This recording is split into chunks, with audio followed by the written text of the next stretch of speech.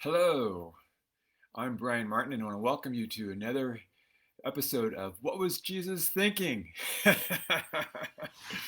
Yes, what was Jesus thinking at that particular time? I think if we knew what Jesus was thinking, that it would inform the way that we think about our world. And so this is a wonderful time for us to explore and to examine what was going through Jesus' thinking process and how that relates to us today. I'm Brian Martin, and our gospel lesson for today, and today, by the way, is what is today? The fifth or sixth Sunday of Pentecost, and it is July 12th, 2020. And the gospel lesson for today is a passage from Matthew chapter 13. It's verses 1 through 9, and then it's verses 18 through 23. Are you ready? Here we go. On that same day, all right, so that same day is a time stamp. And so what day was that? And that was the day that he was speaking to the crowds. And the crowds are coming to him, and he is standing outside, and they are looking for his wisdom and his leadership and his guidance at that particular time. That same day, Jesus went out of the house and sat beside the sea. Such great crowds gathered around him that he got into a boat. And he sat there while the whole crowd stood on the beach. And he told them many things in parables, saying, "Listen, a sower went out to sow, and as he sowed, some seeds fell on the path, and the birds came and ate them up.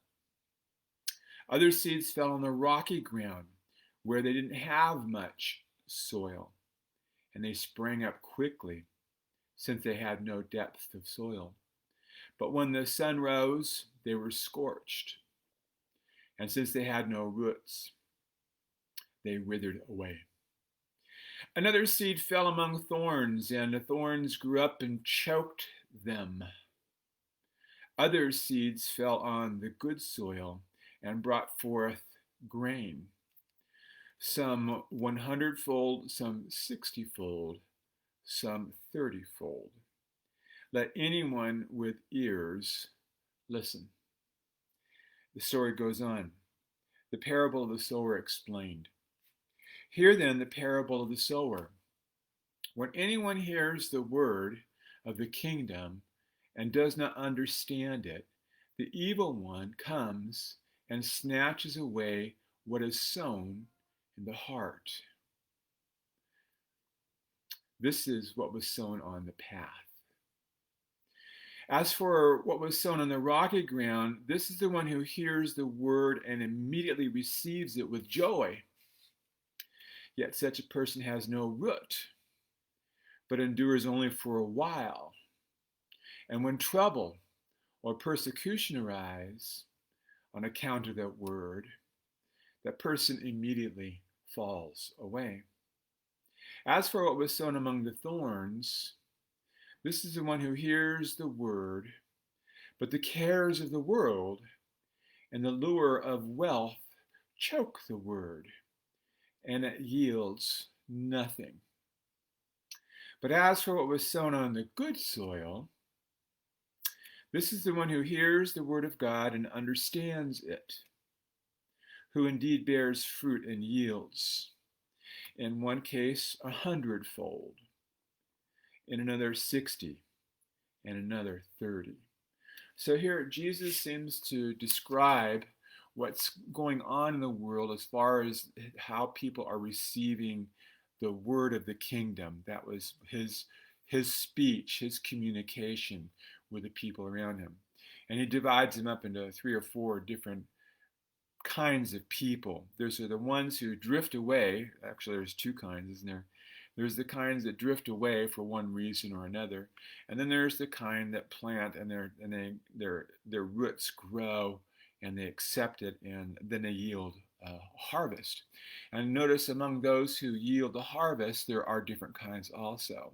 Some 100-fold, some 60-fold, and some 30-fold. So Jesus is aware of the diversity of what happens with his speaking and how his speaking influences other people. So that's an interesting insight into what's going on with him. And in spite of this understanding, he continues, in spite of the fact that he knows that there's a good chance, there's a significant chance that the words that he speaks aren't going to accomplish anything in anybody's life. He's going to continue to move forward because he knows some will. And then he knows that among the some who will, they also vary in degrees of their participation with him in his proclamation, in his ministry, in his way of being, in his life. So that's the gospel lesson. And I wanted to share with you a little twist on that today, if I may. Here we are in the middle of COVID-19, and well, things aren't getting much better in a lot of places throughout our country. And I have a little twist on this story that I want to share with you. And I want to talk about the good soil. Now, you notice that there were different types of soil, right? Well, I started thinking, what kind of soil are you and I that when the people around us who are struggling with a variety of different kinds of issues in the world today, and all the issues of the world are amplified by COVID-19 and what's going on with its transmission into various parts of the world. Nothing like this has ever happened or been seen in the world before. So there's all these people, and they have all of these different kinds of cares and different kinds of concerns. And who in the world needs good news now more than these kinds of people? You and I, for sure, are those kinds of people, and we need to hear something good. Now, I'm not suggesting that we give them something positive because, well, I think positive is good for a while. It's kind of like happiness. It just kind of comes and goes, and there's got to be something greater than being positive, and I think that what's greater is being loving. And a loving person is a person who cares for or helps another. That's the bottom line about what a loving person is. We care for and we help others. And here we are in the middle of this COVID, and we've got all kinds of different people with all kinds of different problems, with various levels of trouble and concern, and a huge diversity of them. And they need some help, they need some care. And they're going to be looking for care and for help everywhere. And so we'll find that some of them look for help among soil that isn't really suitable to help them, like on the path. I don't want to be that kind of a soil. When somebody comes to me and drops their cares and their concerns and their needs for love into my heart, I don't want to be the rocky soil that just kind of ignores them or blows them away. And I don't want to be the kind of seed that is, planted among thorns, and my own cares and my own worries of the world overshadow everybody else's concerns. I don't want to be that kind of soil either. There's a different kind of soil that Jesus talked about here, and it's called the good soil. I don't know if you remember that, but I advise you to go back and check it out and see what a good soil is. Now, good soil is the kind of soil that when somebody comes along and they plant some seed in it, it enables the seed to take root and to grow. And in this age of coronavirus, I'm going to suggest that that's the kind of help that people need now more than anything else. I know that they need medical care, and I know that they need financial care, and I certainly don't want to minimize that, and it's not my intention to do that.